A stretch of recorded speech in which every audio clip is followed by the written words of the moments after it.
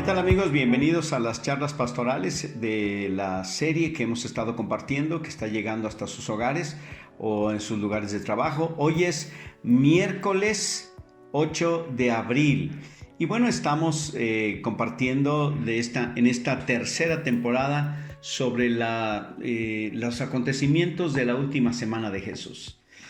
El día de hoy vamos a hablar, aunque hoy es miércoles, vamos a hablar de lo que pasó el jueves. Ahora, como ya lo mencioné en el primero, ¿verdad? No hay mucho acuerdo sobre qué sucedió el miércoles. Algunos lo que hacen es que algunas cosas que hizo entre martes y jueves las ponen en miércoles, ¿verdad? De lo que hizo Jesús. Y otros lo que hacen es que Jesús simplemente no tuvo actividad ese día, aunque yo creo que sí tuvo, pero más bien posiblemente no se registró. Posiblemente tuvo un tiempo a estar a solas, ¿verdad? Con sus discípulos, con aquellos a los que él les estaba enseñando, sirviéndoles o lo que haya sido, ¿no? Entonces, pues pudo haber sido cualquiera de estas cosas, ¿no? Así es que algo que me llama la atención, ¿verdad? Es que como quiera que sea, Jesús pues anduvo ahí trabajando, sirviendo, haciendo varias cosas, y yo creo que Dios tiene siempre algo que hacer, nunca va a estar ahí en descanso. Pero bueno, ¿qué sucedió el jueves? Bueno, algunas personas ubican, ¿verdad?, que hizo varias cosas, ¿no? Y obviamente es el día anterior o la víspera de la crucifixión.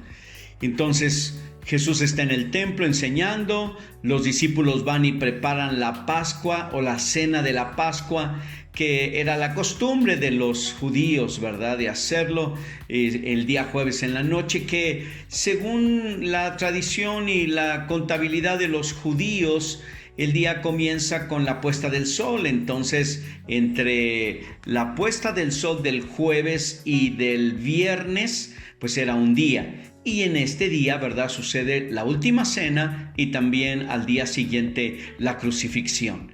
Ahora, estando allí en la cena, bueno, la historia es muy común, muy típica. Está Jesús con sus discípulos.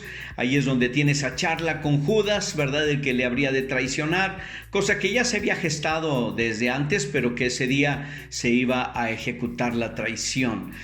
También, ¿verdad?, es cuando Jesús le lava los pies a sus discípulos. Todo eso sucede precisamente el jueves en la noche, ¿verdad? Les lava los pies a los discípulos, habla sobre la vida, habla sobre la obra del Espíritu Santo, y está la famosa oración del capítulo 17 de Juan que Jesús pues hace, ¿verdad?, por sus discípulos. Posteriormente, después de cenar, se va al Getsemaní. Allí en el Getsemaní es donde tiene aquella oración famosa, donde lleva incluso también a sus discípulos Juan y Pedro y otros que andaban ahí con él, que se quedan dormidos, ¿no? Pero a final de cuentas es allí donde tiene esta oración, que es la oración más intensa, ¿no? Donde yo creo que obtuvo una gran victoria, ¿verdad? Porque había que vencer el temor, el miedo, en donde la humanidad se llenaba de alguna manera de temor, pensando en todo lo que habría de sufrir al día siguiente. Pero el valor, la valentía de un hombre que se enfrentaría a los poderes de las tinieblas y a los poderes de los hombres, ¿verdad? Pues vencería al final de cuentas y llevaría su vida hasta el sacrificio más grande, ¿verdad?, en donde derrama su sangre de gran valor por nuestros pecados. Así es que esto sucede el jueves en la noche. El jueves en la noche es cuando llegan la guardia del templo, ¿no?, enviados por el sumo sacerdote o los sacerdotes, ¿verdad?, para prenderlo. Sucede el jueves en la noche. Es ahí donde Pedro le corta la oreja a Malco, que de un machetazo, ¿verdad?, se la vuela. Y por poco y muere el hombre desangrado, al menos, ¿no? Pero lo que pasó fue que Jesús estaba cerca para sanar esa herida. Recuerda, Jesús siempre está cerca para sanar nuestras heridas.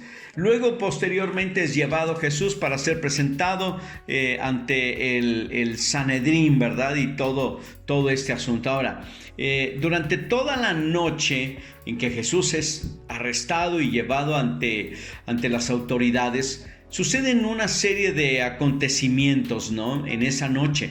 Una de ellas es el juicio ante los líderes religiosos llamado el Sanedrín. El Sanedrín era una especie de consejo de ancianos de una ciudad, en donde estaban los sacerdotes, en este caso de Jerusalén, ¿verdad? Y donde estaban algunas personas que eran precisamente hombres, pues sobre todo hombres prominentes, que podrían, ¿verdad?, dar su consejo y todo lo demás que hacían allí, ¿verdad?, para gobernar esta ciudad de Jerusalén. Y ahí es acusado, obviamente. También está la negación de Pedro. Fue esa noche donde Pedro le niega a Jesús, ¿verdad? Y dice, ¿verdad?, que pues, él no lo conocía, ¿no? Y todo eso, y dice que el gallo iba a cantar 3 veces, y cantó.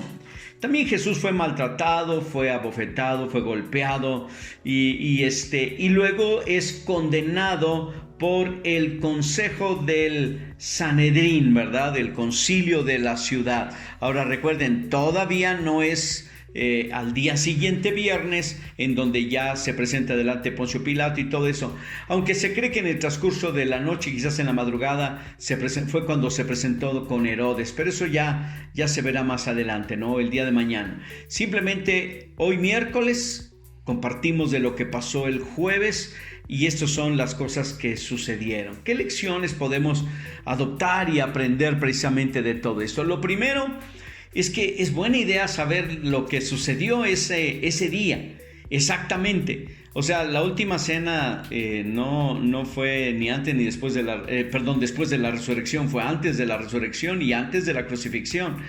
A veces hay personas que no ubican dónde sucedieron las cosas o no nos imaginamos.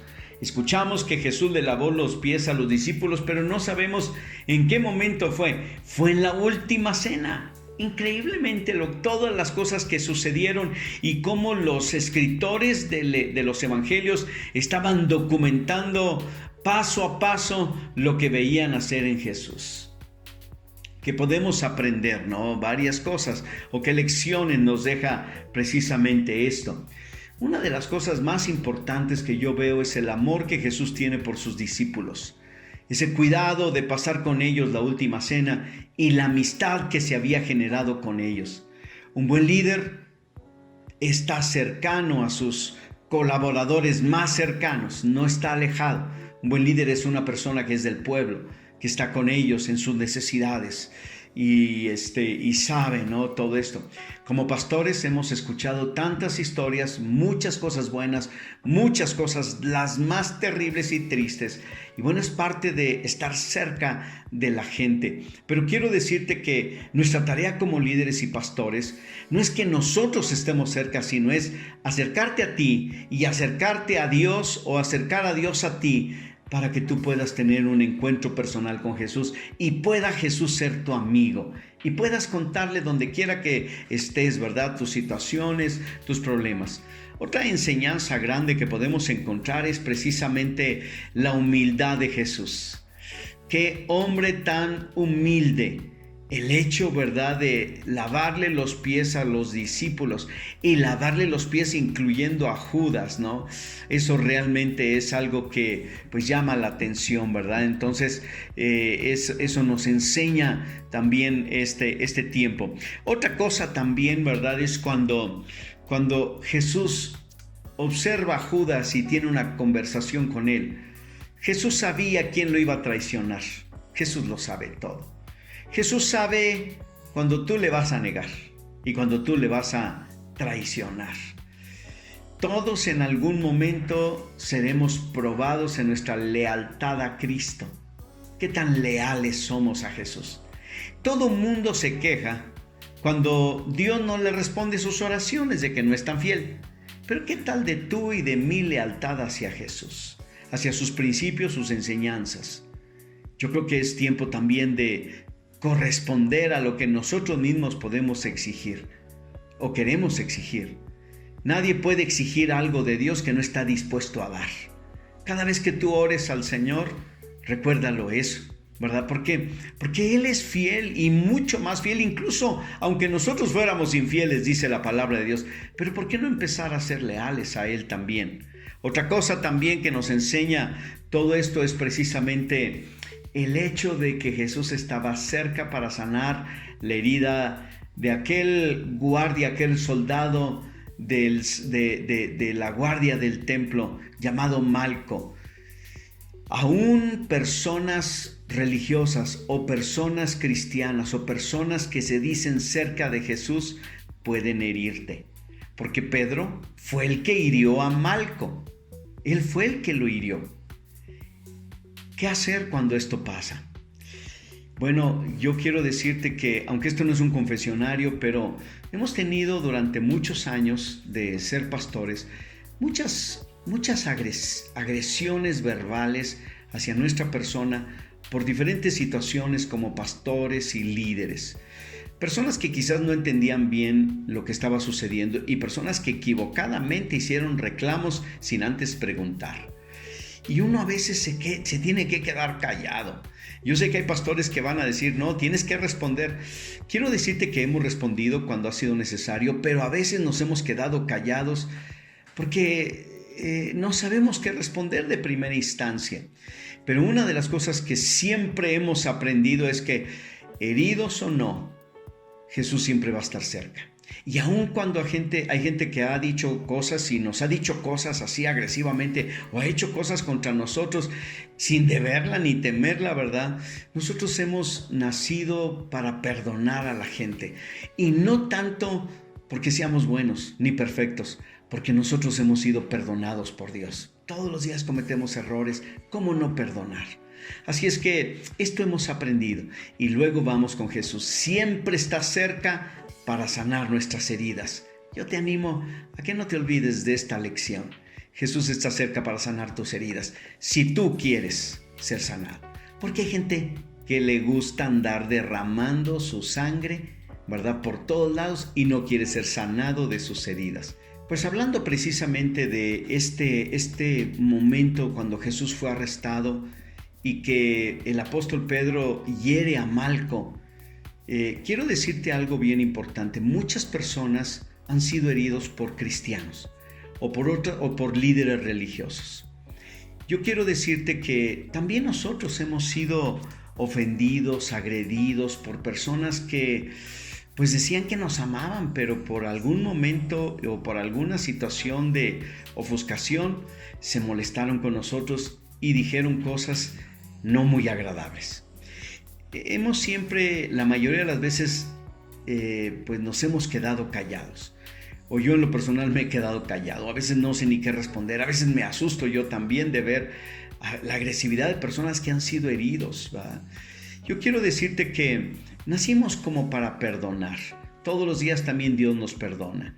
Y algo que a nosotros nos ha funcionado bien en cuanto al ministerio como líderes y pastores, lo cual recomendamos, es que estemos cerca de Jesús, porque estando cerca de Jesús podemos ser sanados. Qué bueno para Malco que a pesar de la herida de Pedro, Jesús estaba cerca para sanar y lo sanó. Hay muchas personas que han sido heridos por otros cristianos.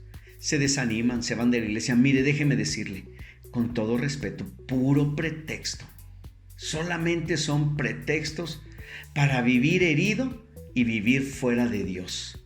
Pero la verdad es esta: no puede andar regando y caminando por ahí con sus heridas por todos lados si usted ya conoció a Jesús. Jesús es el sanador. Regrese a Él y viva para Él. Recuerda, esta es la serie que estamos dando de las charlas pastorales. Esta es la temporada número 3 y el día de hoy es el episodio número 3 del día miércoles 8 de abril y nos vemos el día de mañana.